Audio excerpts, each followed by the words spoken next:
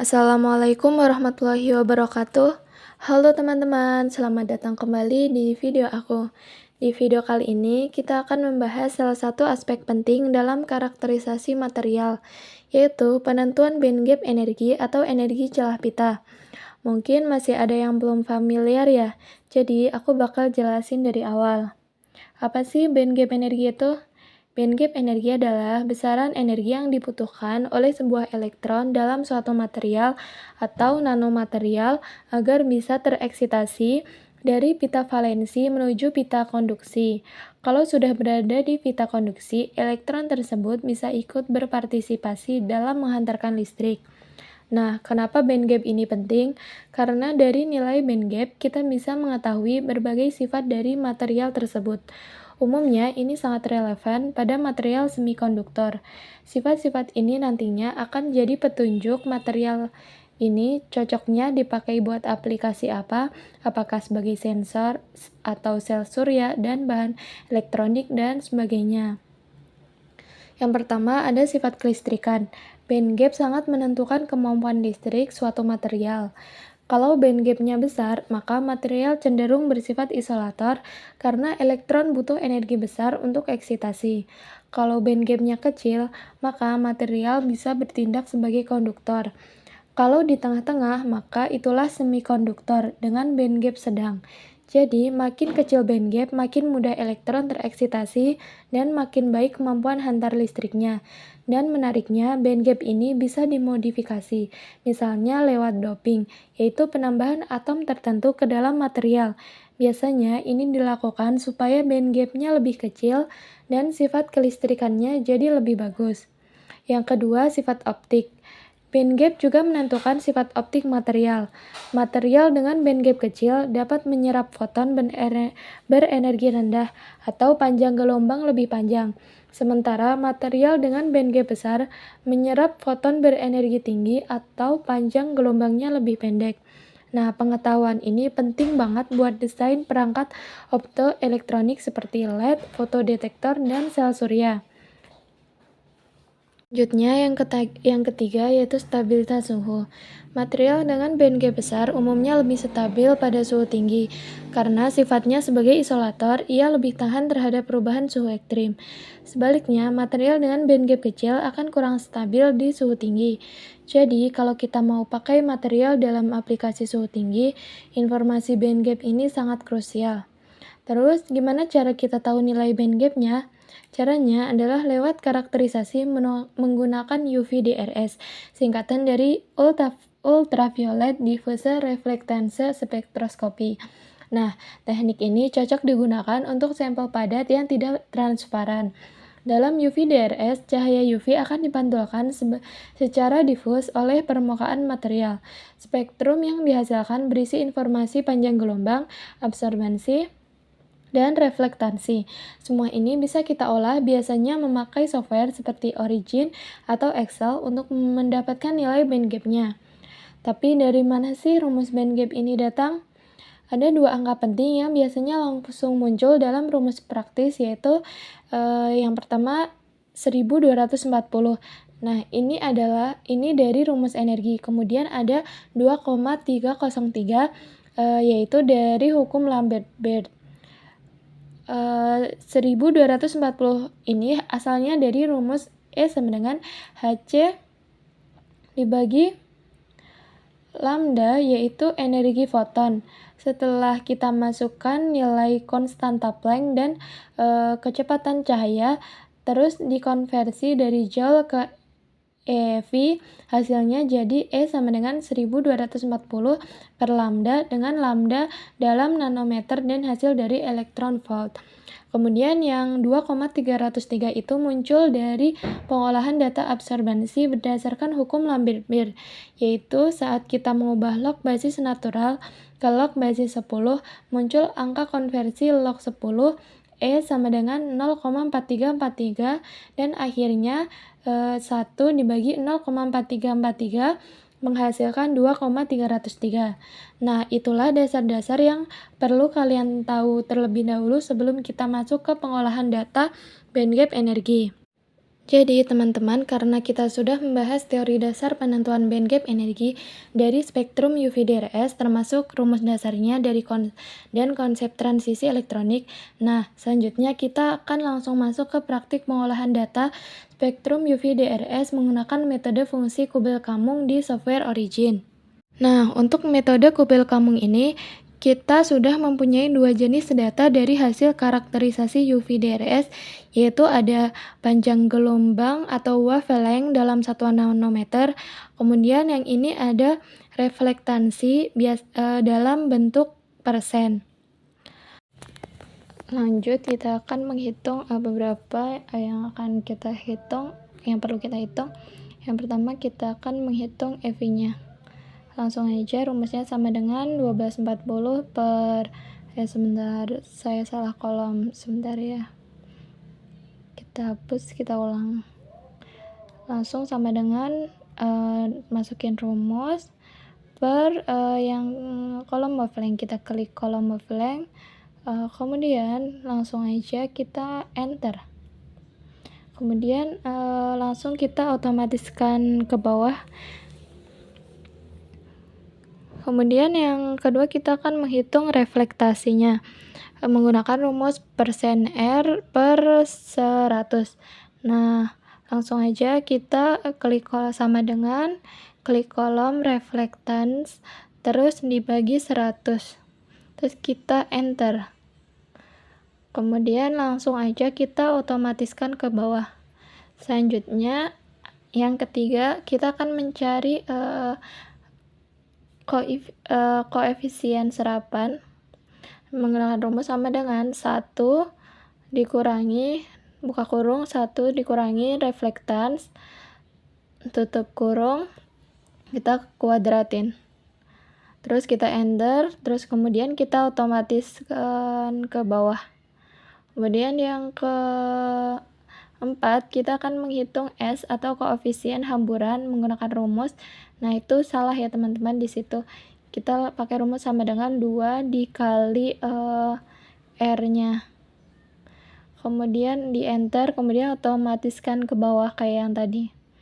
Terus yang kelima, kita akan menghitung FR atau fungsi Kubel-Kammung menggunakan rumus K dibagi S. Langsung aja kita masukin sama dengan K dibagi kolom S, terus kita enter. Nah, langsung aja kayak yang tadi kita otomatiskan ke bawah. Kemudian yang terakhir, kita akan menghitung FR HV kuadrat sebagai sumbu Y menggunakan rumusnya sama dengan yang FR, kita klik buka kurung, kita klik kolom FR, kita klik kolom FR, kemudian dikali dikali kolom HV. Nah, kolom EV yang tadi yang udah kita hitung, kemudian tutup kurung, kita kuadratin, kemudian langsung enter. Nah, kita geser sedikit, kemudian bisa langsung kita otomatiskan ke bawah. Sudah dapat. Kemudian nanti akan pindahkan ke origin. Sudah berada di origin ya teman-teman. Kita plotkan yang ini kolom EHV sama yang kolom terakhir. Kemudian kita pencet line. Nah, ini akan muncul grafiknya. Nah, di sini ada sumbu X-nya EV, kemudian sumbu Y-nya yang fungsi tadi. Nah, kemudian ini yang bawahnya kita ke nolin. Tadi kan min 5, kita ganti ke 0, jadi langsung ke bawah ya teman-teman. Ini sudah di bawah. Maaf, ini kursornya nggak kelihatan ya. Kemudian kita tarik garis. Kita akan membuat garisnya. Sebentar, kita perbesar dulu biar mudah ya. Kita perbesar. Kemudian kita bisa langsung tarik garisnya. Kita langsung tarik garisnya. Nah, kita perbesar garisnya. dari yang atas ya, nggak kelihatan ya. Nah, ini yang ini. Kita jadi 2, kebesaran ya 2. Kita ubah jadi 1,5, masih kebesaran. Kemudian kita ubah jadi 0,5, ya udah pas. Ya. 1. Nah, udah pas. Kemudian kita ubah warnanya. Kita klik 2 kali untuk mengubah warnanya, kemudian kita ubah jadi hijau ya, biar kelihatan. Kita klik OK. Nah, sudah kelihatan ya teman-teman. Kemudian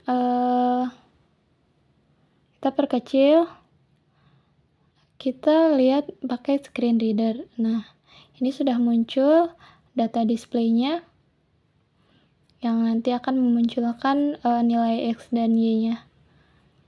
Kemudian kita baca screen reader di perpotongannya.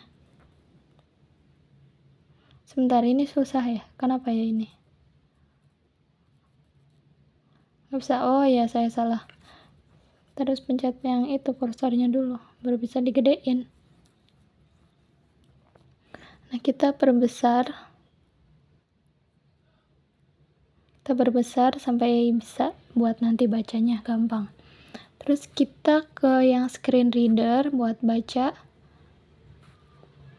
Terus kita pilih yang bagian perpotongannya untuk kita baca X sama Y-nya. Nah, di sini masih 2 ya, teman-teman. Kayaknya saya salah deh. Terlalu miring. Di sini Y-nya soalnya minus. Terlalu miring. Jadi kita sebentar ya, gimana ya? Sebentar. Ini terlalu miring.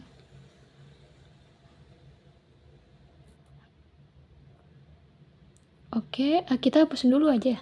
Kita bikin garis lagi. Nah, kita perkecil, kita perbesar dulu. Kita bikin garis lagi di sini ya.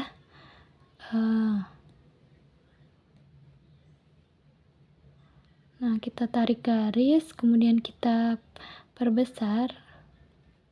Hapus lagi, kita tarik garis lagi, kita hapus dulu lagi. Terus kita tarik garis lagi ya teman-teman.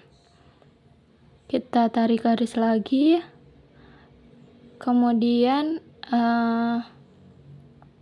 kita perbesar, sama aja ke 1. Kemudian kita ubah warnanya jadi hijau biar kelihatan ya. Oke. Nah, sudah kelihatan. Selanjutnya kita bisa baca ininya pakai screen reader. Nah, di sini udah ya teman-teman. Kita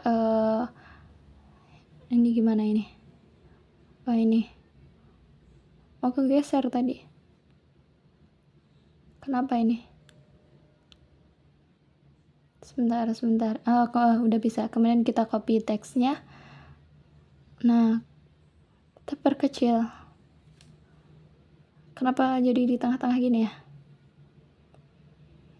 Mana sih ini, kok nggak kelihatan? Sebentar teman-teman, maaf. Kita gini aja, nggak apa-apa. Terus kita kasih. Tapi ini aneh jadinya. Sebentar ya. Gimana? Kenapa nggak kelihatan ya? Kenapa jadi gede gini? Bingung jadinya.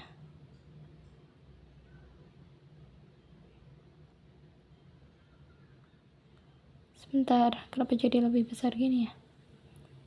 Sebentar teman-teman. Ini kita geserin dulu. Enggak. Atau kita X.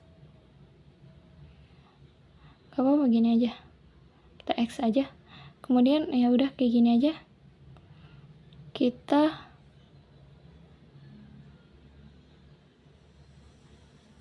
kenapa ini? Ya udah kayak gini aja. Kemudian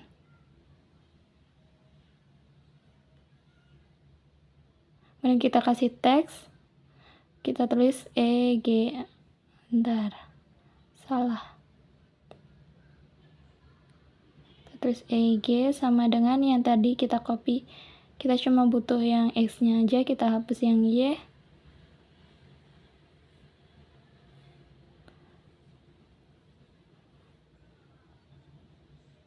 Nah, kita sudah mendapatkan hasilnya, yaitu 3,03421462. Jadi, teman-teman, sekian video dari saya.